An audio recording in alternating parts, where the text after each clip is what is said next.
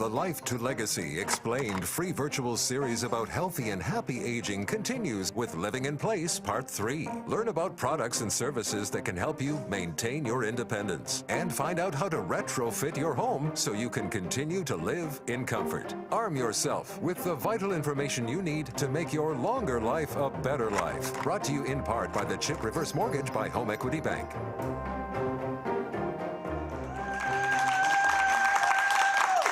Good morning and welcome to episode 2 of the Life to Legacy Explained series. I'm Natasha Ray, live from Zoomer Hall in Toronto. Today on the program, we'll be discussing living in place with the concept that we should be able to age in safety and comfort and have access to products and services that maintain our independence long after retirement. A Canadian study recently suggested that 22% of older adults who had transitioned into nursing home care could have stayed in home with the appropriate supports in place. Living in place has physical, financial, and mental health benefits. So let's dig in. Technology adoption and use have increased tremendously, with 44% of those 50 and older more comfortable with technology now than before the pandemic. Our first guest is Michael Krasowski, the Senior Manager of Business Development and Industry Relations for AgeWell, a Canadian research and innovation network focused on developing technology and services for healthy aging. Nice to see you, Michael. See you too, Natasha. Thanks for having me. So what do you see as the biggest advancements in technology that will allow us to age in place? I'm actually really excited for when I retire because I feel like my house will just do everything for me. Yeah. Well, hopefully, with any luck, it will. Yeah, I think from the high-tech side, not surprisingly, a lot of the pieces around smart homes, sensors that could be in the home, we're seeing research done on technologies that can be placed under a mattress to help you know whether your sleep is good, if there are any potential health issues. We're seeing things around lighting, better lighting and smart lighting in the house, sensors around the kitchen to detect if there are any issues with the stove or otherwise. And I think the biggest piece around all of that is how we're going to use that data and those sensors to be more proactive and predictive. So we're seeing research by our scientific director, for example, who is looking at how activities of daily living that those sensors capture might predict risks of dementia or maybe a risk of falls and things like that. So I think really it's how we're going to use that data from all those exciting technologies that's the big thing coming up. Yeah, that's actually really exciting. We hear about smart tech a lot, and we're already using it. I mean, we're all like, hey, Siri, tell me what the weather is outside. Can you talk a little bit more about those smart home systems for aging in place? So you talked about the device under the mattress, and I'm hoping one day there's a device that will tell me if I have left my stove on. Because I've never done that, but in my head, one day I will leave my stove on and go and get a coffee at Starbucks. Yeah, for sure. I think you could probably split those in different ways, and there's a lot of technology, that's smart home technology, voice technology for the home that's designed for anyone, and the use case for someone who is aging could be, for example, to increase your independence and autonomy using things like Alexa to help you get more information about whether it's services you may want, or it's in some cases in the future asking for help, or whether it's kind of passive devices in the home that will give you a sense of security and safety because they may detect a fall without being intrusive. We're not talking about cameras, but there are things like even using your Wi-Fi signals in your home to detect movement and motion in the home. And like you said, for the kitchen, I mean, yes, you can have a sensor right in a stove, but you can even have heat sensors to see if maybe a fire has started, or if someone has left the stove on for too long but no one has been in the kitchen, just to prompt people or even to help them feel, like I said, again, more safe in the home. So I think all of that, and again, how the data collected from that can be used to even give you a sense of how your health is, and if maybe your sleep is changing, if any other patterns are changing. We're going to see all of that being connected and even connected to things like wearable devices that you use. I'm happy you're bringing up wearable devices because I think one of the things that really gives me peace of mind is knowing that my husband has an Apple Watch. And it's not just because I know then he knows when I'm calling him all the time, but also because it's monitoring like his sleep and his heart function and all these things. And so can you talk a little bit about wearable tech and what are some of the new products on the marketplace and some of their most promising functions? So I've mentioned the Apple Watch, but I'm sure you know much more than I do.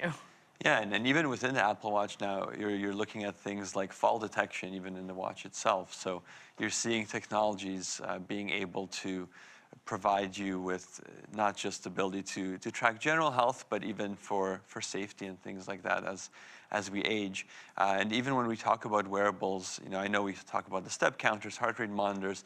We see a company like Vital Tracer out of Ottawa and Montreal that we've supported that's looking at things like measuring your blood pressure using a smartwatch and other measures. So the more we do of that, the more we're able to look at how healthily people are aging.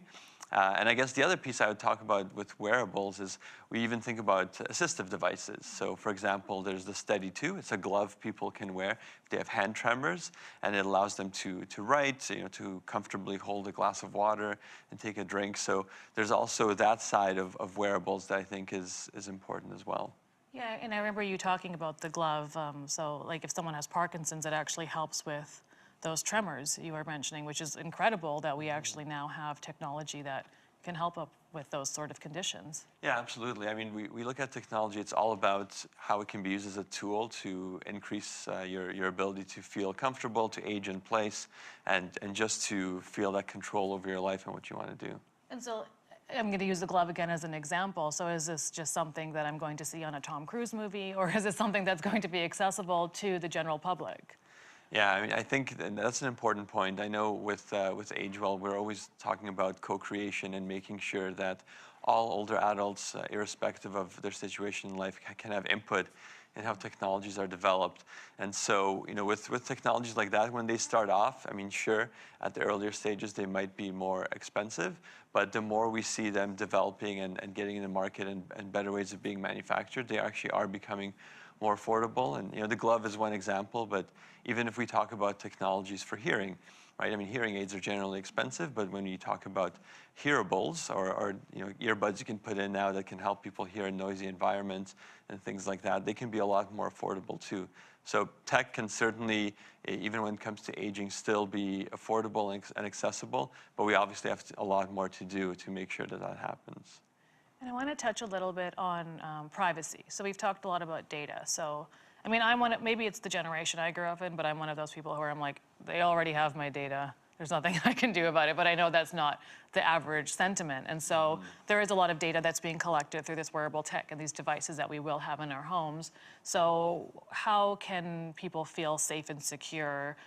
There's that story of like, the fridge is listening to me. Not that I'm that interesting. I don't know what the fridge is going to find interesting about me. But, like what is the fear around the privacy and what is the security that we can feel in terms of that data that's being collected? Yeah, I mean, that's kind of the elephant in the room, even when we talk about all of these exciting technologies in the home.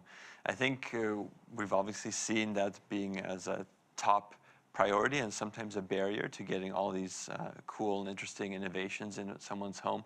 But what we are seeing is a bigger push for data ownership, data sovereignty, and the person in the home owning their own data. And obviously, you need all the security around it. You need to know where the data is held. But it's a shift from going towards a big company owning your data and potentially using it to you being the owner of that data and you deciding who gets access to it, whether it's a doctor, a family member, or even another service.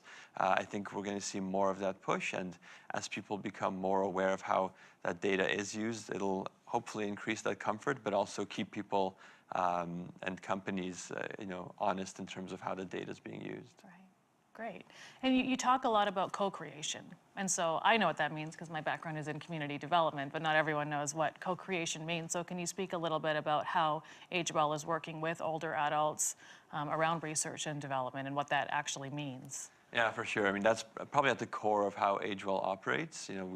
We fund research and support startups and innovation, but we're really big on making sure that older adults and caregivers, who are also supported, are involved from the very beginning, so they're able to give their input on what are the main needs, how should this technology serve those needs, and not just looking at people as testing a product after it's done, but having them there along the way. So we do that in the projects we fund, but also with the startups and companies we work with. We make sure that they engage so that technologies are adopted and used and not just sit on the shelf after they're developed. Amazing. And as an adult child who does not live with my parents any longer, can you talk about how technology will provide ease of mind? Because I know for me, if my mom is alone at home because my dad's with my brother somewhere, then I'm always worried, like, she doesn't pick up the phone, and then I'll call like 4 times in a row, even though the poor woman's just in the shower. I've kind of turned into what she was like when I was a teenager. So, like, can you talk a little bit about how technology will provide us with that ease of mind as adult children who love our parents and hope that they're thriving? Yeah, for sure. I mean, I think, I know we saw a major shift in that throughout the pandemic, people becoming more open to things like telehealth and virtual care. But that challenge of adult children of wanting to feel connected, especially in a country as big as ours, where people are often far apart, technology really does have that ability to play a role there. And it's from anything, like I mentioned, some of those sensors in the home. If the person living there, the older adult, is comfortable, giving access to their children to, for example, get a reminder or a note if something may be amiss, then that's one way to do it. And even with things like telehealth, we're seeing companies like Care to Talk where you can have access to telehealth, but their doctors will also give the children, allow them to become patients, and so it creates more of that circle of care. And I think that circle of care is the other big piece. We're going to see more technology looping in your children, other healthcare providers, again, with buy-in from the older adult to feel more connected and supported, and everyone more informed to give you that peace of mind as a child as well. Well, thank you. That gives me peace of mind. Thank you so much, Michael. Clearly, tech advancements are game-changing for living-in-place products, and driving much of that change is artificial intelligence. As the head of partnerships and sales at Marketech, Alan Brown is bringing innovative healthcare solutions and cutting-edge products to market that leverage the latest technology, including AI. Welcome, Alan. Hey, thank you. It's nice to meet you in person. Nice to meet you as well. So let's start with the defining question. So we're all hearing about artificial intelligence. What exactly is it? Well, it's, in a nutshell. Yeah, in a nutshell. Well, it's been around for a long time, but really since December, it has exploded, if you will, and a number of AI programs have come out. And what it's doing is it's making a difference in many areas. It's shortening the time someone has to spend doing things. It's giving new ideas. It's allowing the opportunity to test models, and just really change how we've looked at how we can, in this instance, how we can help people, help institutions like hospitals and things of that nature. So it's got a lot of possibilities, and even more than we can even dream of right now.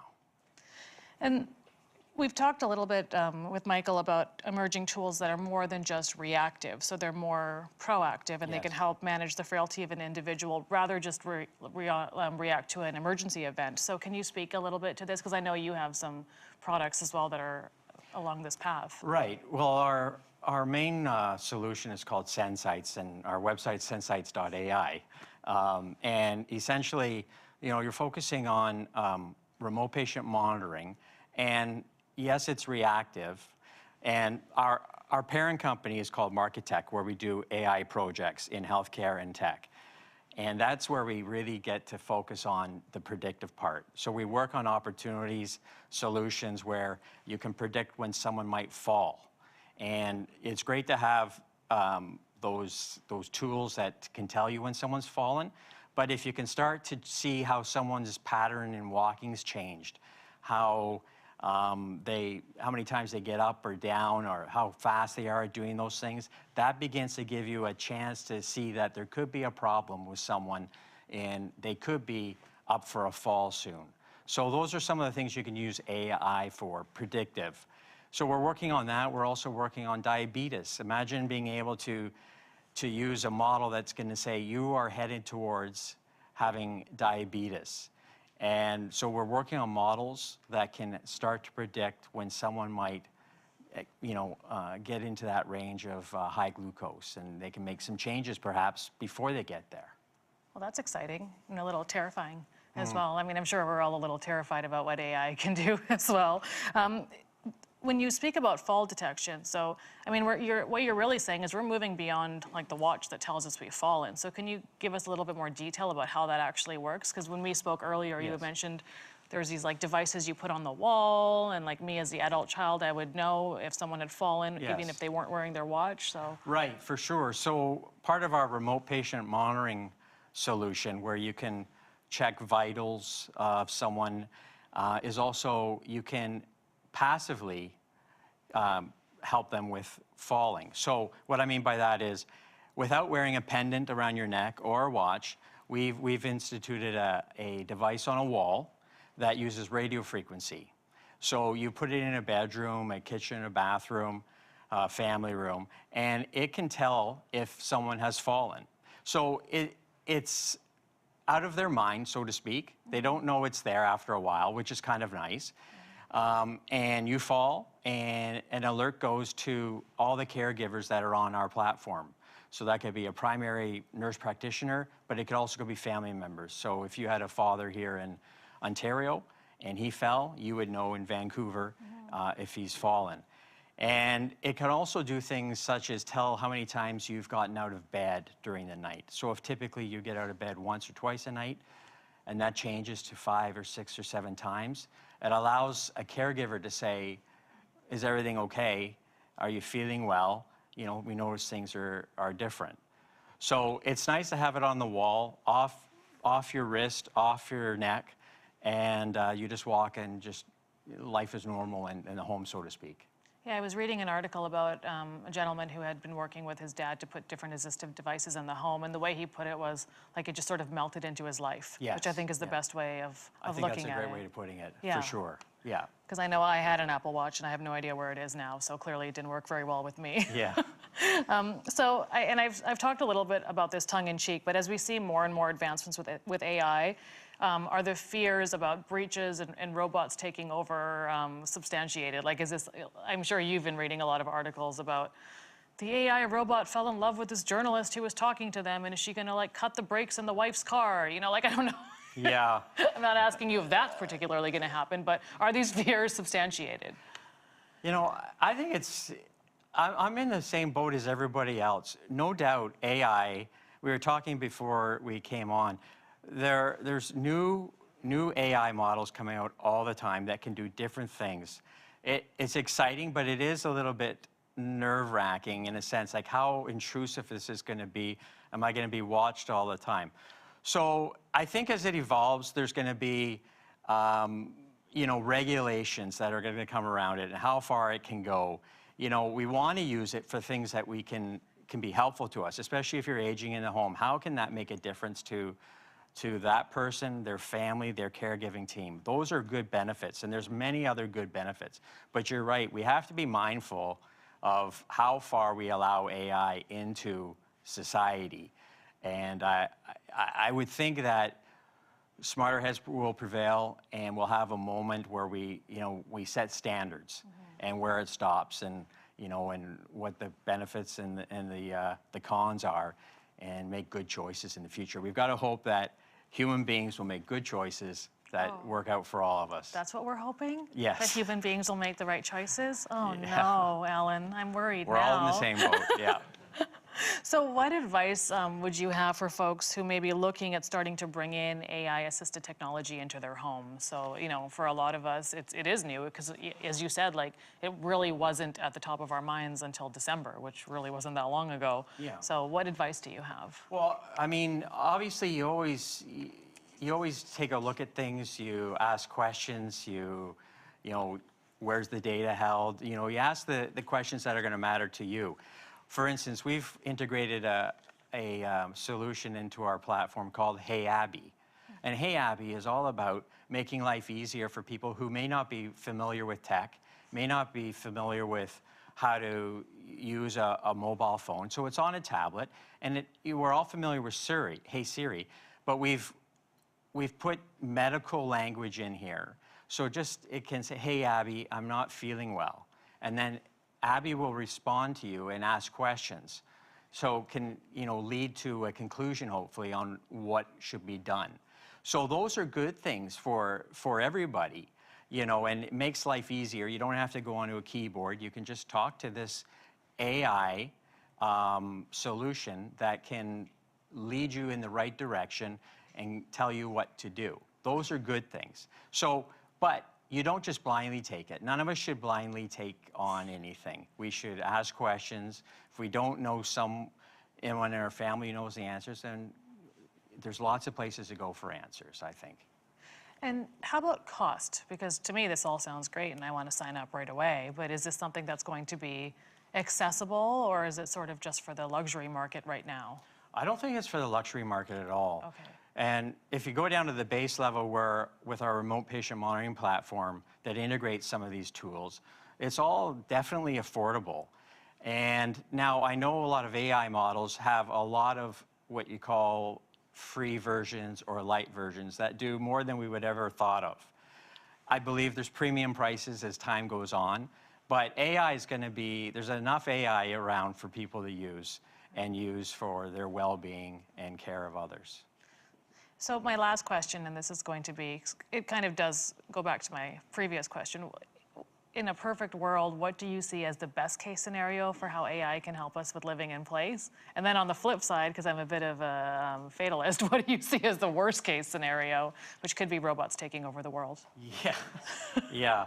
I think we're all afraid of that, and we've all watched the movies that, Yes. that scare us. So, but the best side is it can make things, it can make life easier. Like, as time goes on, medicine has gotten better, right? So people are living longer because of the medicine that's out there.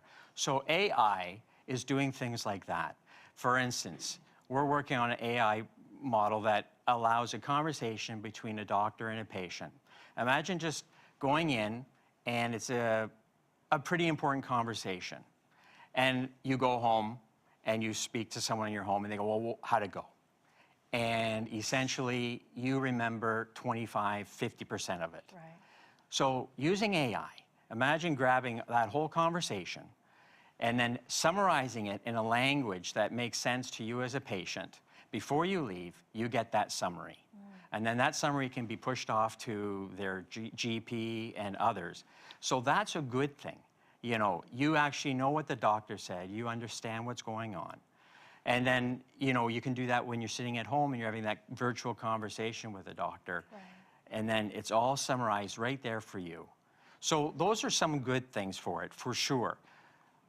AI is developing, as we said, and we've got to be mindful of what the limits are. So, you know, who knows what's going to happen in 6 months? But I think the worst case scenario is that it's just an open Wild West, so to speak, and anyone can do anything they want. We have to be mindful of that.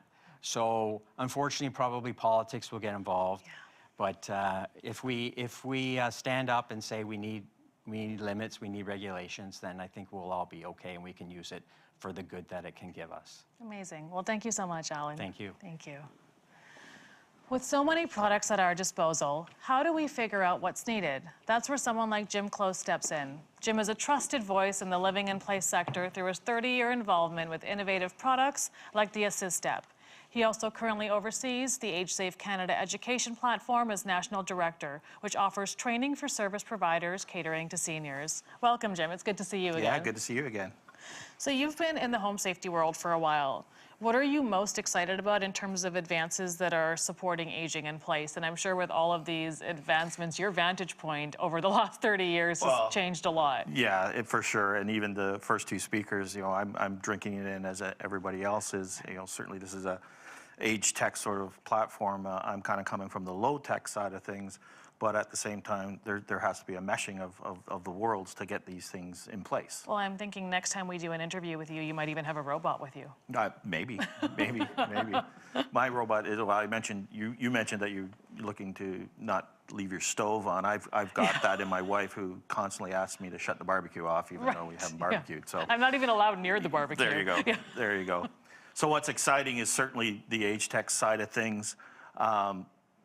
I'm more excited, you know, after 30 years of being, you know, graduating university and going into this world where I had to constantly explain what I do for a living to people at parties or family events. It's become forefront now. If I say I'm in seniors care or aging in place, certainly the pandemic accelerated everything. All this AI talk is accelerating everything. Our healthcare crisis is accelerating. And as much as that sounds doomful, it's actually exciting because now it's forefront. Media, events like today, media, it's in the media, it's in the politician's mind. So I think the changes and the developments and the research that we see from all these people today are actually going to get into our hands. And that's what I focus on, is trying to get the practical side of things into people's homes and used. And so we know that approximately 1/3 of adults age 65 or older fall in their home each year, but that's just the tip of the iceberg. How should one start to assess their immediate and long-term needs for allowing us or our parents to age safely in place at home? Yeah, certainly. That's one of the other terms, is falls prevention is a huge topic. I would even argue that those numbers are well underreported, because people don't report the fact, or near misses is another. Yeah, for sure. And certainly once you fall once, you have the propensity of falling again. So the main concern, we have gone from people asking us for help post-fall to a little bit more people asking us for help not to fall. So that's kind of changing, but it's still way off. So I think the main thing to consider is everyone understand that your body changes, your activity levels change, your eyesight changes, your hearing changes, which actually affects your balance, your medications. So all these things have factors which affect the possibility of falling.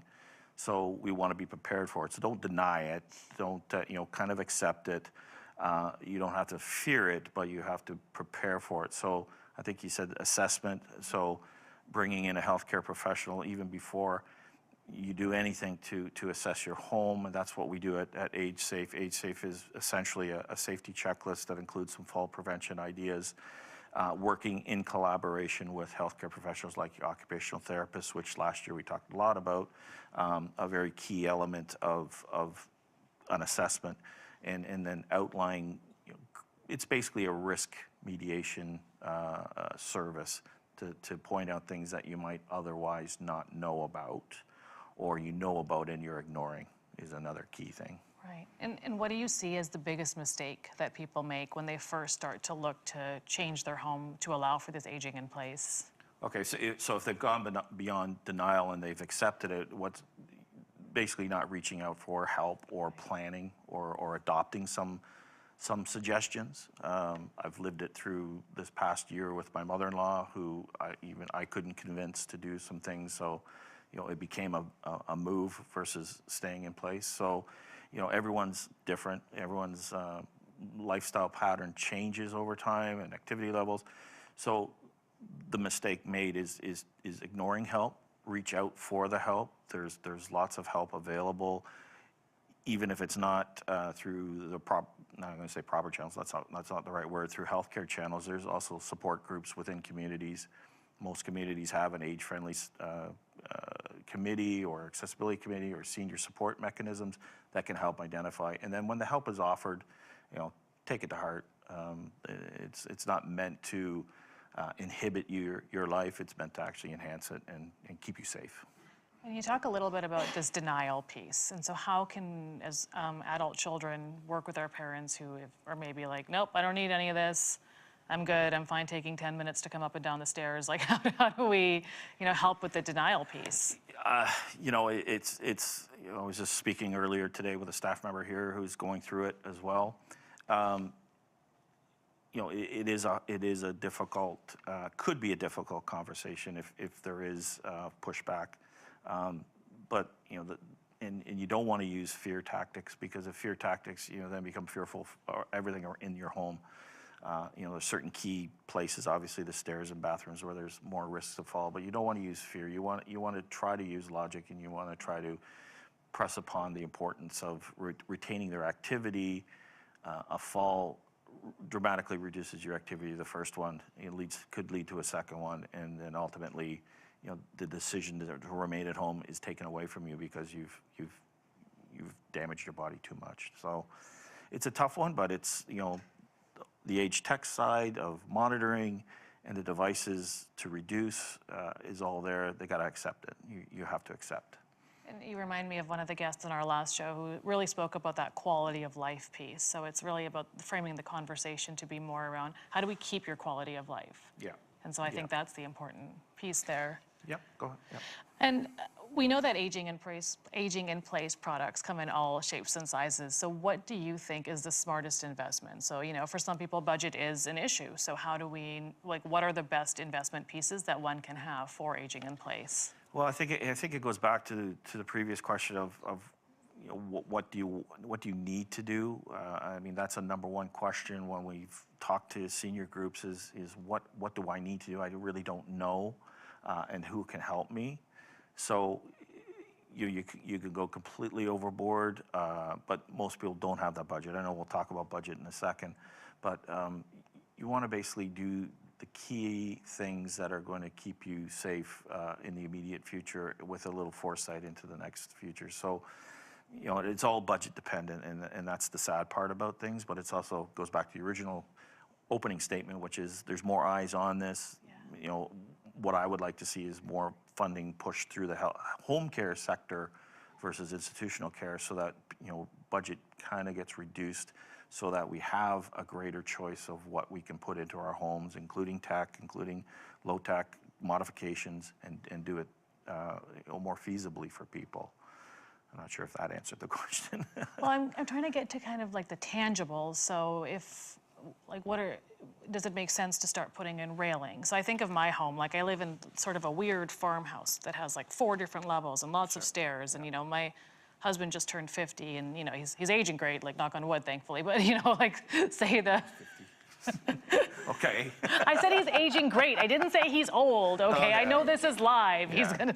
But, what are some of the things that we can start thinking about? There is a formula and pattern, obviously, we mentioned. There's stairs, there's baths, and there's entrances that are the key things to look at when you're talking about falls prevention. I think it was mentioned earlier with Michael's talk about lighting, things going up and down the stairs. There is the movement with our Assist Step product that we're bringing in from Norway. So Scandinavian countries in particular are really focused and probably 10 years ahead of us when it comes to research and design of aging in place products. So the Assist Step was developed to retain your mobility on the stairs without sort of deferring to a passive lift type of device. Right. So the research there is, obviously the more active you are, you retain your balance, you live a healthier lifestyle. So all things around even grab bars and that are still maintaining your activity because you're climbing in and out of things, but you're using it as a handhold. There has been a big push from manufacturers. It's slowly grasping, like we said earlier, that they are designing products to look nicer. It is a big deal that people don't want their homes to look like hospitals, and that's an age-old issue. And we'll probably get there, much like we talked about tech, everything tech rolling into simple usable devices. Eventually, we want to do modifications to homes that are invisible, that you don't necessarily know them. And that's another push for new home builds under universal design. So, having the home pre-made to accept some of these devices that become invisible. Right, and that's a very smart point. Although I am kind of excited about the stair lift, only for the fact that I have visions of putting my cat in it and then watching him go up.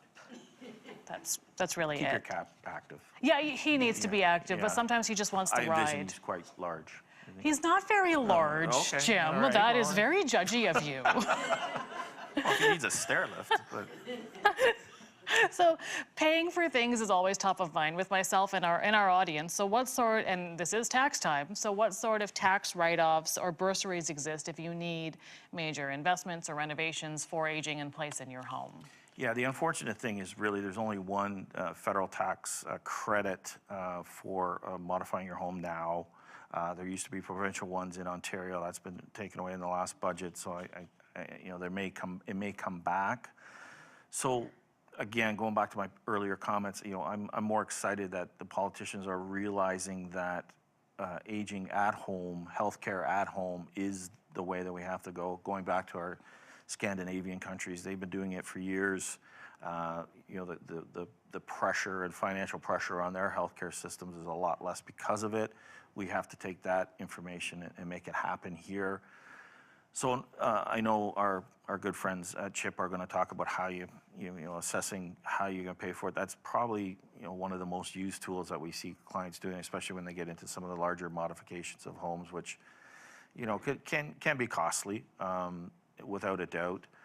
But there is no real solid grant programs.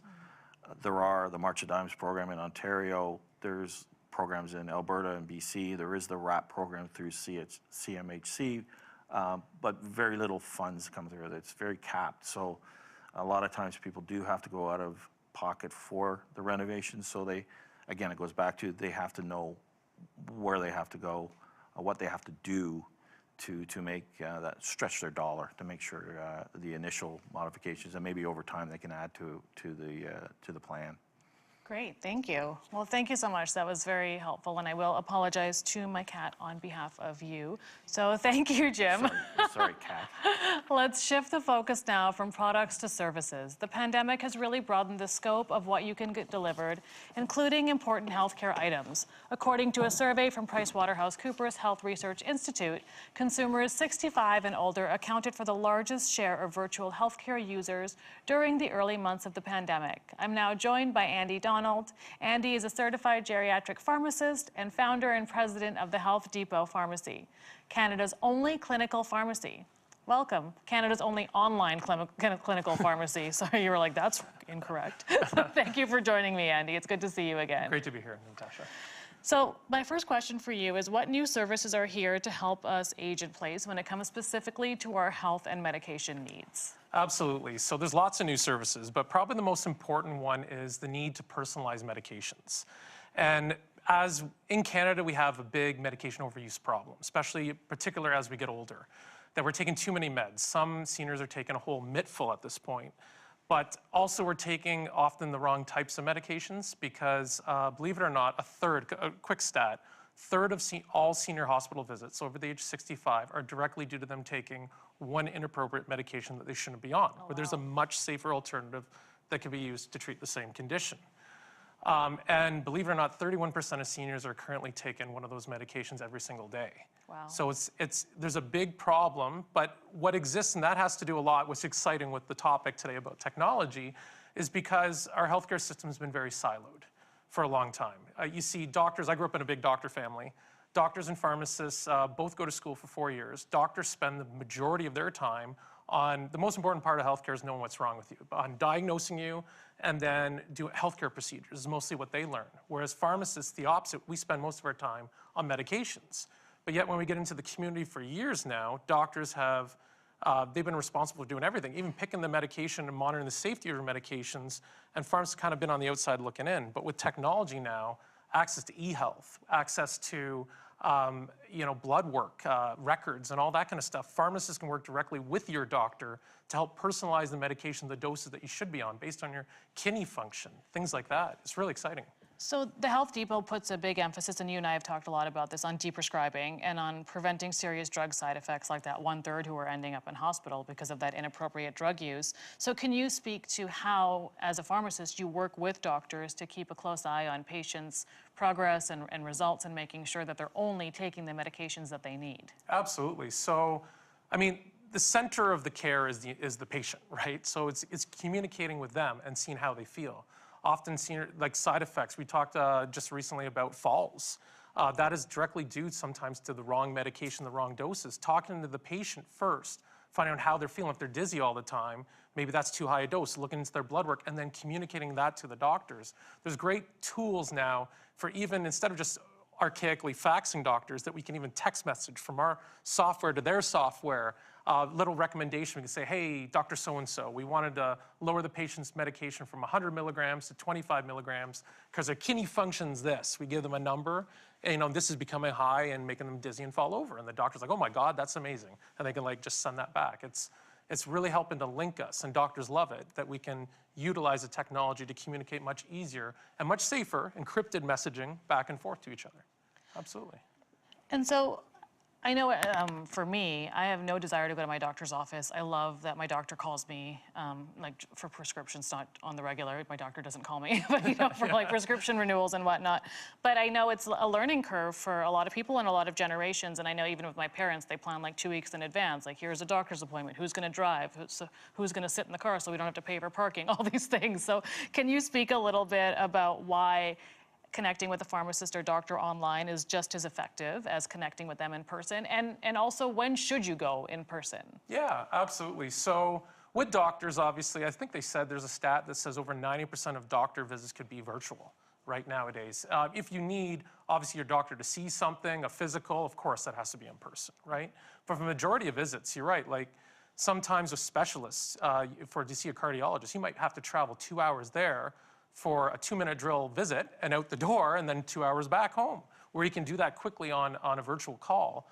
And as we discussed also with Alan with AI and documentation, that there's so much technologies for even collaboration that they can annotate what was discussed and the recommendations, and that can be easily and safely shared with doctors, but also pharmacists as part of your team to make sure you're getting the best care possible. So it's really exciting, yeah.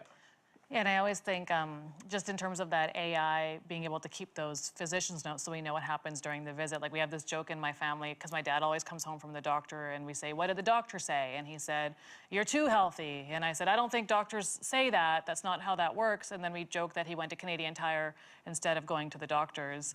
So like, at least I am getting at a question, and the question is, beyond the AI, like, what other healthcare advances exist for caregivers, adult children, to have peace of mind, so that if I do live further away from my parents, I know exactly what happened in the doctor's visit. Are they taking their medications? All of that. So what exists to help me with that? Absolutely. So instead of the old pen and paper era where you get your med list, it's all written in paper, and you just get that receipt from the pharmacy, having it in a secure cloud now makes it easier to share. The right permissions can be shared out that, caregivers, children, with the right permissions, right? All healthcare information is very confidential and very kept very carefully. But with the right permission, that can be shared with the kids so they can see, and they can see doctors' progression notes and whatnot going forward, which is really exciting. So it really shortens the barrier on the know and the worry. And even for ourselves at our pharmacy, we have the ability to share that caregivers can actually select the medications for their parents and see them physically on their phone with the right permissions. And that's going to be commonplace going forward, that virtual platform for everyone with their healthcare needs will be very easily shared in order to optimize and personalize, but also with all family members, yeah. And with devices like Apple Watch and wearable tech that shows like heart rates and sleep rates, or is this information and data that physicians and pharmacists actually look about? Like, do you find that data to be significant and meaningful, or is it just not? Yeah, so I certainly, some of it for sure. So, your sleep patterns can tell how much quality sleep you're getting. Heart rate, obviously, see how your blood pressure meds are doing. Absolutely. If we can get that in an easier to digest format, that'd be amazing. And the idea with technology, with AI and whatnot, could help to siphon through all that data for you to give the pharmacists, your doctors and your pharmacists, a summary to kind of almost flag, where we might need to do an intervention to say, oh, shoot, their blood pressure is riding a little high, so we might need to communicate to the doctor and try to get their medications tweaked. So in healthcare, we're finding, obviously a crunch that as the aging population ages, that the funding has become a little more difficult. And you find that, there's 20% of Ontarians that don't even have a family doctor. And it might only get worse. So technology can help fill in that gap to make sure we almost have like auto health attendants that can help support both the pharmacists and the doctors to collaborate and make sure you're getting the best possible care. So you've already started to answer my next question, but I want to know, like, how do you think healthcare is going to change as more technological advancements are coming towards us? Like, what do you hope is going to happen?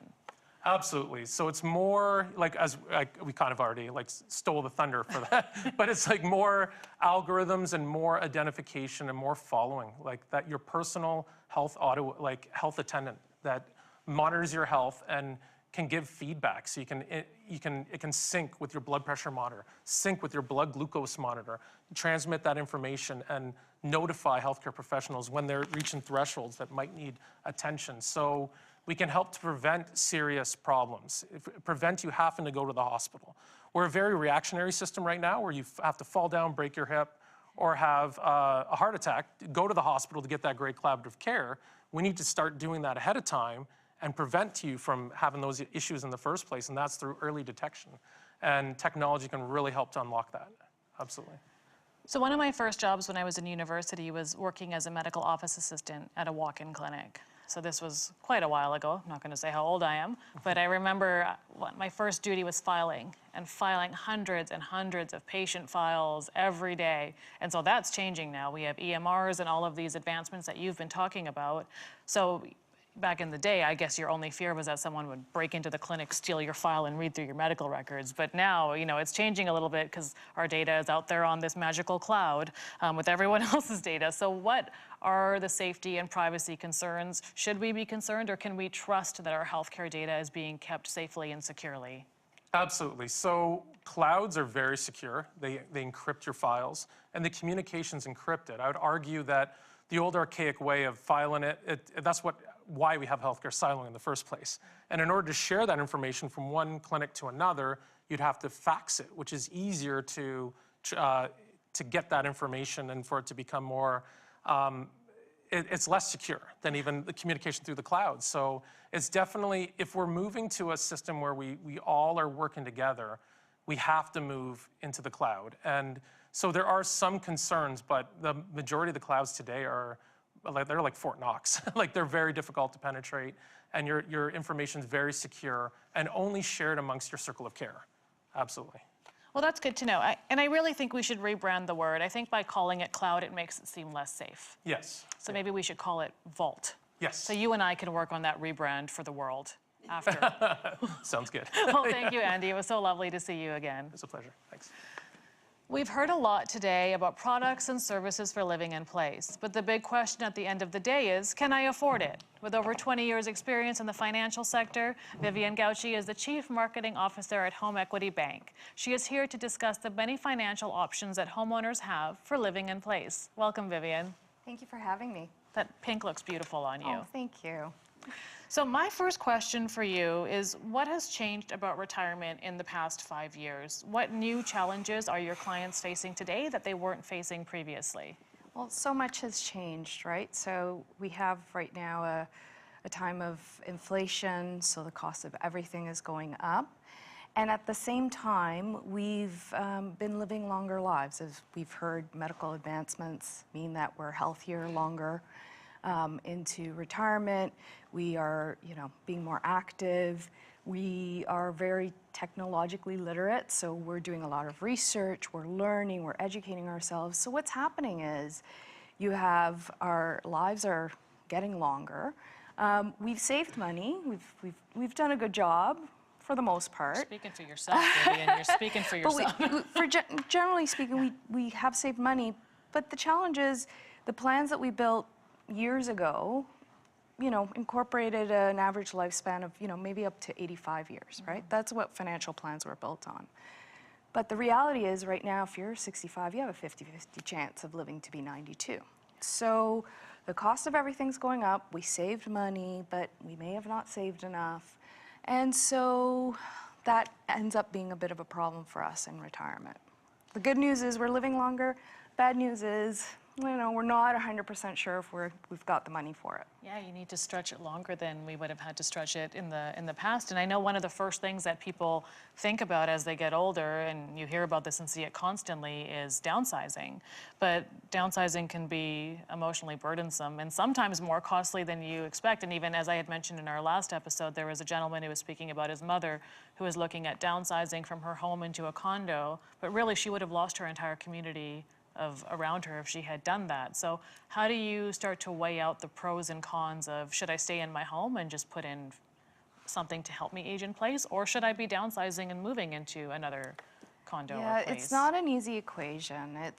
There are both hard and soft costs, is how I like to term it. So, In terms of the soft costs, it's absolutely community, lifestyle, all those things to consider. You've got your memories, a lifetime of memories in your home. This is where you've raised your children, you've had your whole family, you know, so there's a very big emotional component to the house.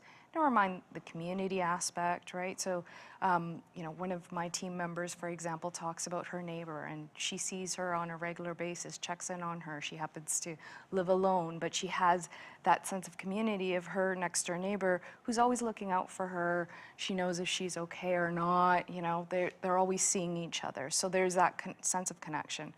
You know, my husband's grandmother, when she was still around, she'd go down the street and, you know, the pharmacist in the corner knew her name, knew her prescriptions, knew exactly what it is that she needed or was on, or, you know, oh, we noticed that you haven't bought this recently, right? So you have this whole aspect that is very, let's call it a soft reason why you wouldn't want to move. And then there's the harder costs of downsizing, and people forget about the fact that you've got commission costs when it comes to real estate agents. Those add up quickly. Land transfer fees, if you live in Toronto, you know, those add up. You have moving costs. And oftentimes people forget that you're moving into a smaller place and your furniture isn't going to work. So all of a sudden you're going to have to think about all the new furnishings. And then of course, you know, rent or whatever it is that you're paying in this new home environment, that starts to add up. So you start to think about the different costs involved. It's not just about downsizing and then all of a sudden you have access to this pot of money. It's all the costs that come with it as well. And so staying in the home and community you love has benefits beyond familiarity. So you did talk about some of those other benefits, like the pharmacist down the street who knows what medications you're on. Are there any other benefits that you see in terms of aging in place versus going into a facility or downsizing? Yeah, absolutely. I mean, the reality is when we're young, we envision the home being an investment, and you think of yourself as, okay, I'm here, I've got a mortgage, I'm doing the right things, I'm investing in this great asset, and then when it comes time to retire, this is going to be it. This is going to be the nest egg. The problem comes when you're actually at that age and all of a sudden we talk about all those things that come into play, the emotions, the fact that you want to stay there, the fact that you're familiar with the house and you don't want to move and you love that house that you've lived in all your life. And so that becomes a very real factor. And so then how do you tap into that great asset that you've spent your life building, that you made that very smart investment decision a long time ago to invest in? How do you do that while still staying in place? It's a bit of having your cake and eating it too, shall we say. Yeah, and so if we've decided to stay put, many homes are not necessarily fit for our future selves. So let's talk about the most common renos that people need to finance to make their homes safe and accessible. Like if I was going to start with the low-hanging fruit, absolutely, what would that be? Yeah. So the number one reason people come to us is because they're usually trying to pay off an existing debt, right? Because they're making monthly payments on whatever existing debt there is. And so even just taking away that monthly payment is a huge relief for a lot of our clients. But the number two reason is home renovations. And so what you see is, for example, we were just talking about falls, and we know that a third of ER hospital visits are caused by falls, and they're happening in the home. So the reality is if you can make some changes in the home, you know, that home that you raise your kids in and you were, you know, giving the baths to your 3- and 5-year-old at the time, now all of a sudden that bathtub, not such a great idea, you want to have a new shower put in. Well, so you start to think about all those things that you might have to make little adjustments to make the home more livable. Maybe you want some more grab bars. Maybe you want, again, a curbless shower, which now looks stunning, right? And it's very modern. So it's not even just about making these adaptations to make the home more livable, but it's just even something that you might want to enjoy a little bit more of. But some of the other renovations. A curbless shower. It sounds beautiful. It is, Yeah, right? I'm going to Google that as soon as we're done. So ramps is another popular one. So people like to be able to, more easily access the home without having to deal with the stairs all the time. So I've seen that be another popular installation. So it's a full list of things that people can do to make the home more livable, more accessible, and also a little bit more enjoyable for your older years. Yeah, and that, I don't know if you heard earlier, I was talking about getting a stair lift for my cat. Yeah. So for me, that would be joy. Absolutely. That's joy for me. So if it sparks joy, right? yeah, if it sparks joy, yeah, isn't that what Marie Kondo says? There you go. Yeah, it sparks joy. So as Canadians live longer, we don't only need our homes to be accessible, we also will sometimes require in-home health care. Yeah. And this was something that I didn't know, but Home Equity Bank has just run the Home Care Hero Awards to support personal support workers. Yes. And there's a reason that prompted you to shine a light on these support workers. So could you speak a little bit about that? Well, we started to realize that one of the key elements, if we know that, 9 out of 10 people prefer to age in their home, we know that eventually you're going to probably come to a time where you're going to need a little bit of extra help to stay there. And so that's where a personal support worker or a home care aide would come in and fill that gap. And sometimes it's as small as coming in once a week, helping with some light cleaning, some cooking, checking in on you. So sometimes it's very light, and then sometimes as we age and we progress, we might need somebody coming in on a more frequent basis or for more time. So none of that, though, is necessarily covered by the government. So a lot of times people are coming to us because they need to finance that extra help. They're able to stay in their home where they prefer to be. They're not placing a burden on any type of institutional health care, and they remain independent, so they can stay at home where they want to be, plus having that healthcare person come in and helping them out. But again, the cost equation is how are you going to finance that? So what we're finding is people are not using this service a lot yet, but they're thinking about the fact that they're going to need to use it. So we're doing some studies, and we're seeing that about a third of people are saying, okay, I'm probably going to have to think about this in the not too distant future. And about 80% of Canadians are saying, but I'm not sure how I'm going to afford this, right? Because they start looking into it and they realize, there is some government funding, but it's very limited. It only takes you so far. So people are starting to think about, this is an important role that society does need. It helps everybody, keep everybody in their home, but where's the money going to come from? So that's what people are struggling with right now. So could you walk me a little bit through that process? So let's say I'm an older adult. I've decided, okay, I want to do some changes to my home. I want to add in some railings, and I want to get that cool curbless shower, and then I'm also looking at having some support come once a week, and I fully own my home. So walk me through this as if I'm 6 years old, because this is also a learning for me because I would have no idea, how does it work? Right, so you would obviously think about the types of renovations that you're trying to make. So maybe it's that curbless shower that you want to install. And so you would potentially come to us and we'd talk to you about, okay, what's your home worth? What's your age? And we tell you, this is how much you would qualify for example.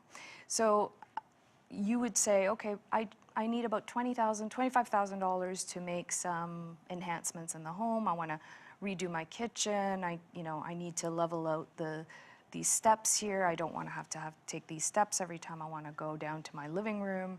So you would do those renovations, and then what you would have is some money that you can take out later on. Some people decide to, you know what, I'm just going to save it for a rainy day. And some people say, no, actually, I'd love to have a monthly draw. So $1,000 a month, for example. So even though you can come to us and you can qualify for, say even $500,000, a lot of people don't take that amount. They take whatever they need, they save the rest for a rainy day, or they take the money over time. And so in that way, they're able to manage, what they're spending, how they're spending. And it's not, it's not a free-for-all, let's call it that. We're Canadians, we're very conservative. And so people don't borrow a lot of money. They borrow just what they need. Those are the logical people. I'd be like, give me the $500K. We're going to have a huge party. It's going to be great. So in-home care can be expensive, but ultimately it is cheaper and healthier to stay in your own community. So how do we get over the sticker shock of some of the services and products needed to maintain our independence? And this goes back to even when my conversation with Jim talking about that denial piece, like, I don't need these things. And then you find out that the Stairlift costs $20,000 and it seems astronomical. Like, how do we help ourselves and people in our lives understand that it's not actually that bad? Well, so first you have to assess what it is that you actually need. So we talked about the fact that some people only need somebody coming in once a week, and that's good enough for them. And you can look into the cost of those services, and they can be quite affordable. Of course, over time, if you start needing more support, that's where it starts to get a little bit more burdensome. So one of the ways that you can do it is you can look at all the different options that you have. You can look at downsizing. You can look at getting a home equity line of credit. You can look at a conventional mortgage. There are different options available to you. But if you want to stay in your home, you're going to have to think about, okay, you made this great investment decision many years ago. You have this home. How are you going to tap into or access that equity in your home? Well, you have to consider all your options. And with nowadays, one of the options that people tend to recommend is a home equity line of credit. I don't know if you have checked. I don't know if you have a home equity line of credit, but the last time I checked, which was just this morning, I checked as on my way in, I'm paying 6.7% right now on my home equity line of credit. And I was thinking, I'm like, I don't think I have one, and if I wouldn't even know what the interest rate would be on it because I'm one of those people. Yeah. Well, I had to check. Okay. I wanted to make sure I checked, and I said, our product right now, people assume it's too expensive. So our 5-year rates right now are at 6.89%. So that difference isn't that big. And the key difference there is obviously with a home equity line of credit, you're having to make monthly payments. Right. With our product, with chip reverse mortgage, you don't have to worry about making any monthly mortgage payments. And that alone sometimes, I mentioned one of the top reasons people come to us is to pay off existing debt. Well, that alone right there provides a lot of relief for a lot of our clients. And even I was reading an article recently where home equity line we were quoted in it, or there was a stat that was quoted that even with the rising interest rates, there was like a 30% increase in people who were taking reverse mortgages. Yes. And so can you speak a little bit to why that may be, even with the rising interest rates? Well, it all circles back to the need, right? So the cost of everything is going up, and people are, less certain of what they're going to be able to afford. And sometimes this just provides that security, that peace of mind to be able to say, okay, I'm going to be fine because, you never have to worry about paying off the mortgage until you move or sell. So this gives people a lot of peace of mind to know that they can make it through the next little while. The other side of the equation is we have a lot of people who we call them asset-rich cash poor. So it's not just house-rich cash poor, they have investments. And they don't want to break into them because then all of a sudden that creates this very significant tax bill, right, with capital gains. So they're trying to figure out, okay, how can they move their money around? And this ends up being a very interesting product for them. And, these are not people that you would say they have problems making ends meet. It's just that their money is tied up. So on that other side of the spectrum, we have a lot of clients that come to us via financial planners because the financial planners doing the numbers are like, this is an incredible tax savings for you. So there's various different things to consider, and it's not a product that's up for everyone, but it's a product for a lot more people than I think people first consider. Well, and the peace of mind is so important, especially in the time we're living in. I think having that peace of mind is something that we all kind of need right now. It helps us sleep at night, It does. definitely, yeah. So I'm going to move to sort of the advice portion of my interview with you. So what solutions can you tell our viewers about that will enable them to age in place? So from technology to other things, like what do you recommend? What are some of these solutions?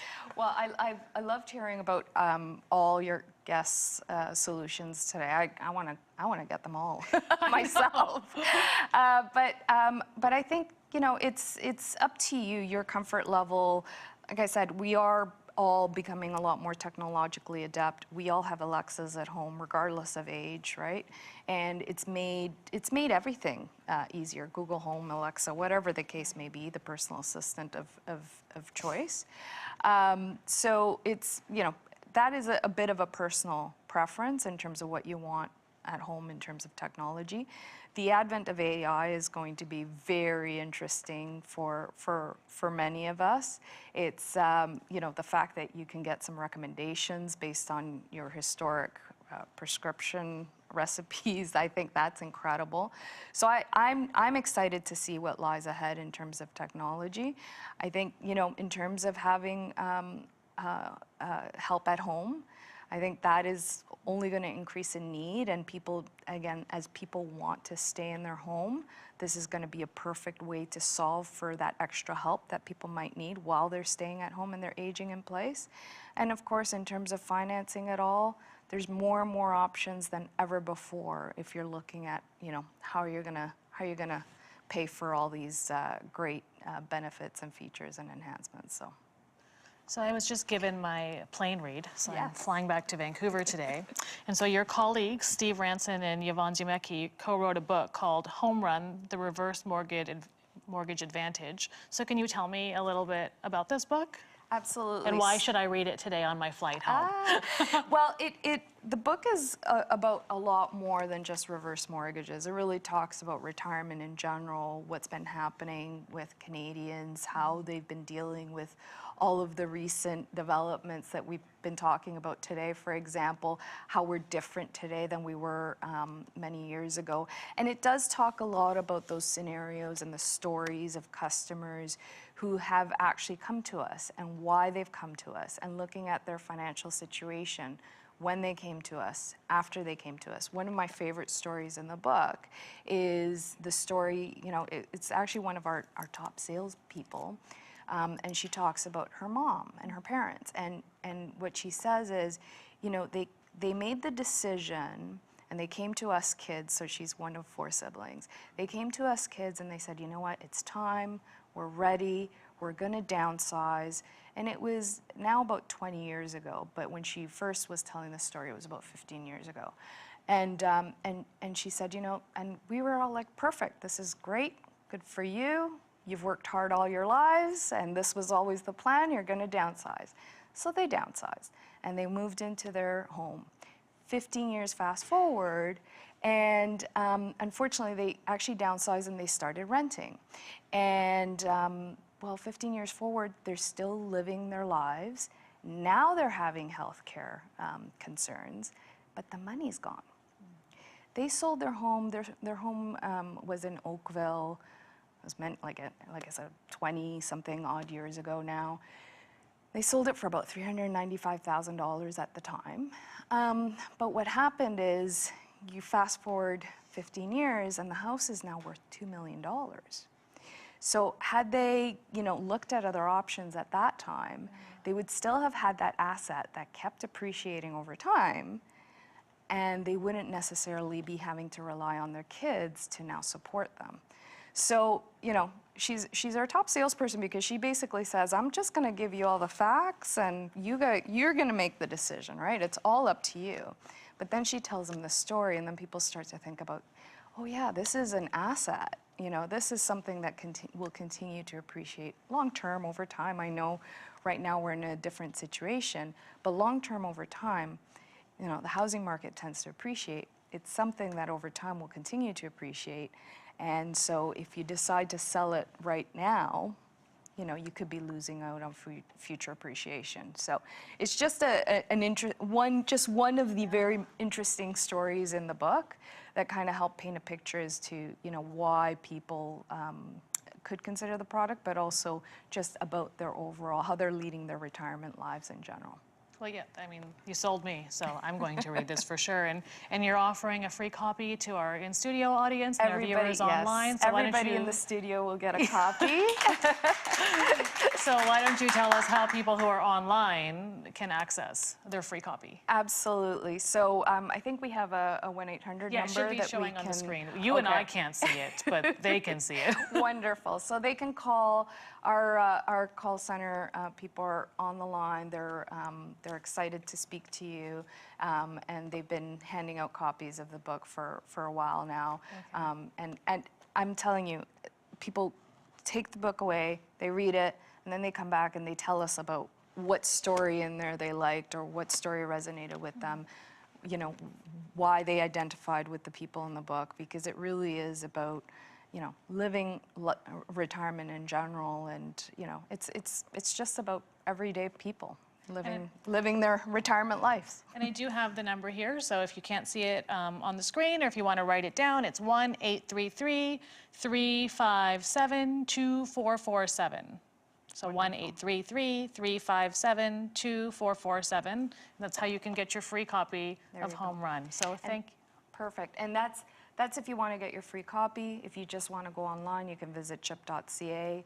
We have a financial calculator in there, and you can run your own financial illustrations that tell you, you know, you can put in your age, you can put in your home value, and it can kind of tell you what you can expect over the next 10, 15 years, for example, what your own personalized financial illustration can look like. Oh, well, that's amazing. Thank you so much. Thank you. Thank you. That wraps up today's program. I hope we've been able to shine a spotlight on products and services that will support your ongoing independence. Join us next month on May 25th at the same time for part 3 in our series, Leaving Your Legacy. Until then, thank you for joining us. Signing off from the Zoomerplex in Toronto, I'm Natasha Ray.